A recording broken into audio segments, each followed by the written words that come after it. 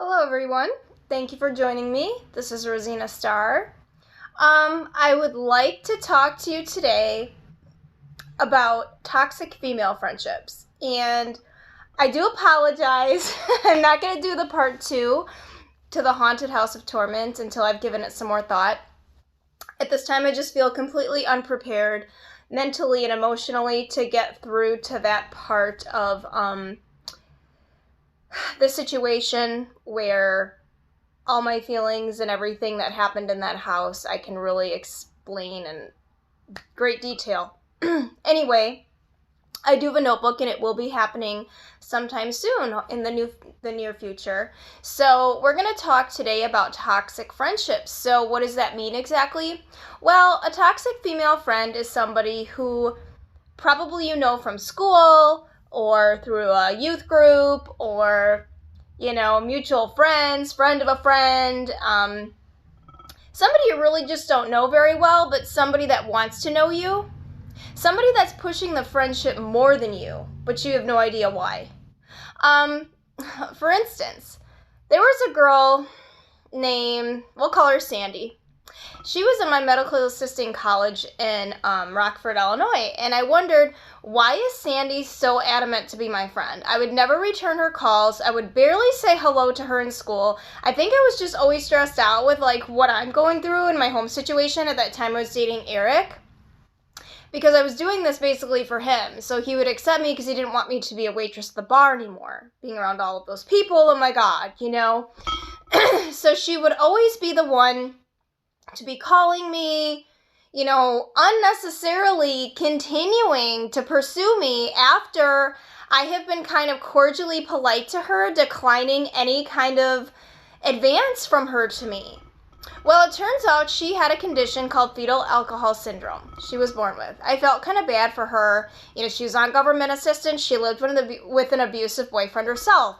So I decided maybe she does need a friend to be there, and maybe I'm that person. Well, as I got to be her friend and decided to make her part of my life, I noticed she was always trying to get something out of me.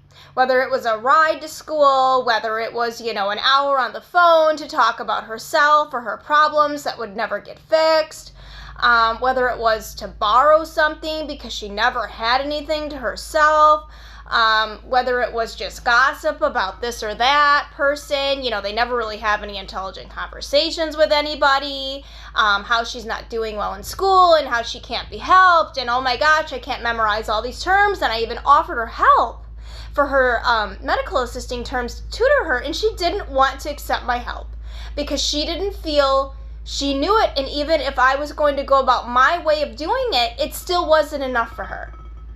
So I said, you know what? I can't help you. You're beyond help from me personally. I didn't know what to tell the girl anymore. And we had about, a year and a half, 2-year friendship personally, and then she'd moved away to, California or something. And then I kind of lost touch with her. Well, she continued to try to link up with me. Then I was working in Milwaukee as she kept track of me through my bad relationship with Eric, asking me for money to help invest in a house out there, and then maybe I could come out there or come out here and visit. Well, that's a trap, because what's out there for me anyway? What I have is going on here for myself. Just bring some money, or you could come out here and work or get a job and do real estate or whatever. And that's just her trying to use me. Her trying to use me for what I can bring to the table for resources, and I would feel obligated because I'm staying at her place, whose ever place out there, and I would actually feel like I was imposing.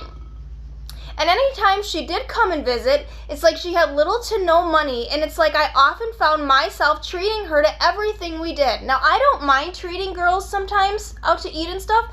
It's when it's expected because you're not doing well, but you're always not doing well. It's this constant quarter-life, midlife crisis that's never getting resolved, that is almost a burden to the other person. Another thing was I had this Mexican gal that was my friend. That's just how I remember her. What was her name?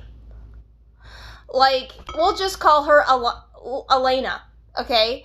And, she was the type of person, You know, she had 3 kids, she lived with her husband, you know, she lived with her in-laws, you know, she had a reputable job. I know she didn't make that much money, but, you know, he had a good job and helped provide for the family. Plus, she had money from the in-laws coming in.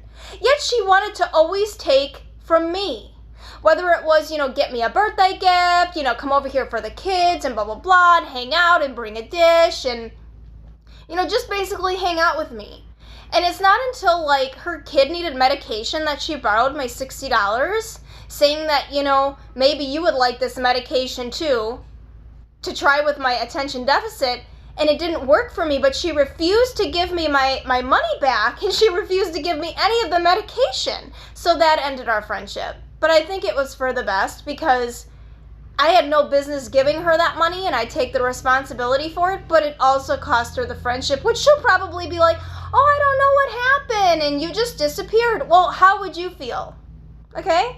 And then the other narcissistic friendship, you know, was this girl I used to know. Call her Lisa. You know, we went to an event. We met each other at some kind of event that was out of the ordinary. It's a social thing. And, you know, we started talking on the phone. You know, she had a nice job. Was a factory worker. And then all of a sudden, it's like she got a boyfriend and she just kind of dropped off. Just didn't really hear from her. She ignored my phone calls, you know, and then I had to get a surgery on my feet in December. And 2 women that were supposed to be my friends, where are they? Oh, I don't feel well. I can't make it. Oh, I just can't get there. Blah, blah, blah. You know, it's just people are so fucking fake. And they say it to you with a smirk and a smile on their face, how they want to help you and how they really care. I don't even call people out anymore. I just disappear. So if you're a friend of mine and you're watching this and I disappeared, why would you even wonder why? Why would you just go on with your life? Because if I didn't mean that much to you to care about my feelings and who I was and how I helped, why would you care that I don't talk to you anymore? Because I'm not caring about you. You know, but see, narcissists, they like to think everybody is caring about them. They like to think everybody is on their team, right? So it's that matter-of-fact type of mentality that makes people believe, you know, they're actually getting one over on somebody, but really it's costing them in the long run because you'll never talk to that person again.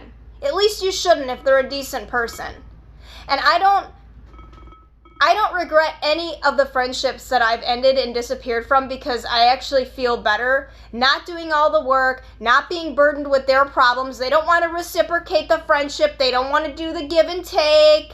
You know, they want to have every excuse why they need extra assistance or they need extra help or, you know, I don't need to deal with that. I don't need to deal with your issues, ladies and gentlemen. I take responsibility for my life, and I want to have a good time here when I'm on this earth. If you're that type of person and you can reciprocate with a friendship, I am happy to be a friend, and I know how to be a friend. A lot of people don't know how to be a friend. They just have kids out of wedlock. They expect random guys to take care of them. They want to jump guy to guy. I've seen this from my experience. I'm not saying everybody's that way.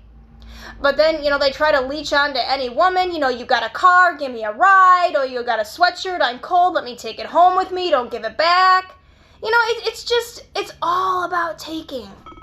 And I get so gosh darn tired of it. And so if anybody can relate to this, please let me know in the comments. Please like, share, and subscribe. This is Rosina Starr.